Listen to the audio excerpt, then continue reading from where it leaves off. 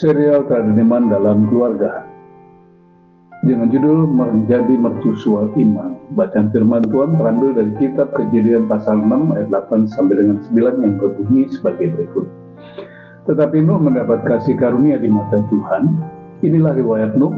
Nuh adalah seorang yang benar dan tidak bercela di antara orang-orang sejamannya. Dan Nuh itu hidup bergaul dengan Allah.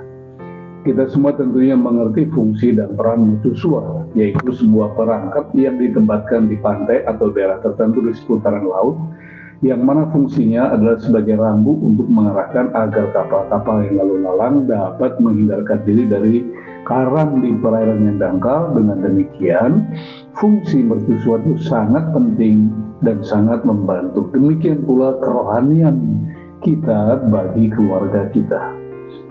3 perenungan yang pertama menjadi contoh sebagai penerima kasih karunia. Kejadian 6 ayat 8 mengatakan, tetapi Nuh mendapat kasih karunia di mata Tuhan. Keberhasilan Nuh mendapat kasih karunia Allah bukan karena prestasi atau dia layak. Akan tetapi hal itu lebih merupakan akibat dari kasih dan kemurahan hati Allah. Sikap dan gaya hidup Nuh yang tidak benar dan tidak bercela telah membuat Allah berkenan kepadanya. Hidup pada zaman Nuh di mana informasi tentang Allah masih sangat langka, namun keadaan itu tidak menghambat Nuh untuk tetap menghormati Allah dan ketetapannya. Menjadi mercusuar iman di tengah bangsa yang bengkok hatinya berarti menjadi seorang yang senantiasa menghormati Allah meskipun dia tidak melihat seperti apa wujudnya. Bagi orang beriman, mempercayai dan mentaati kehendaknya adalah kewajiban yang wajib dijunjung tinggi. Tindakan Nuh ini membuatnya mendapat kasih karunia di mata Tuhan, sehingga Nuh dan keluarganya mendapat pengecualian dari penghancuran yang luas yang disebabkan oleh murka Allah. Perenungan kedua, menjadi teladan iman. Kejadian 6 ayat 9 mengatakan, inilah riwayat Nuh. Nuh adalah seorang yang benar dan tidak bercela di antara orang-orang sejamannya. Dan Nuh itu bergaul karib dengan Allah.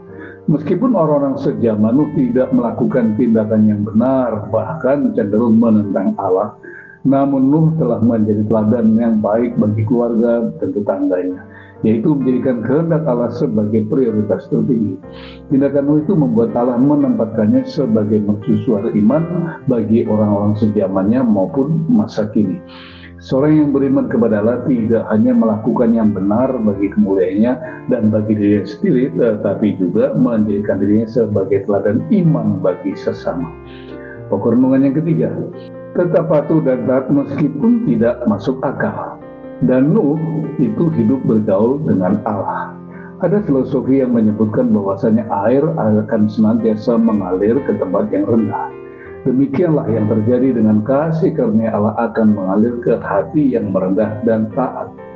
Nuh menempatkan dirinya dan keluarganya sebagai kawanan domba yang melangkah dalam penggembalaan gembala yang baik, yaitu menjalani hidupnya dengan cara bergaul karib dengan Allah yang dalam setiap langkah, dan dia senantiasa melangkah di bawah pimpinan dan arahan Tuhan. Dalam implementasinya, Nuh melakukan segala sesuatu yang diperintahkan Allah kepadanya dengan kepatuhan yang tinggi, yang membangun batra di atas gunung yang tinggi meski dengan biaya yang tidak murah. Bahkan untuk menyelesaikan batra begitu membutuhkan waktu selama 120 tahun, kurun waktu yang sangat panjang dan mengundang ejekan maupun cemoohan.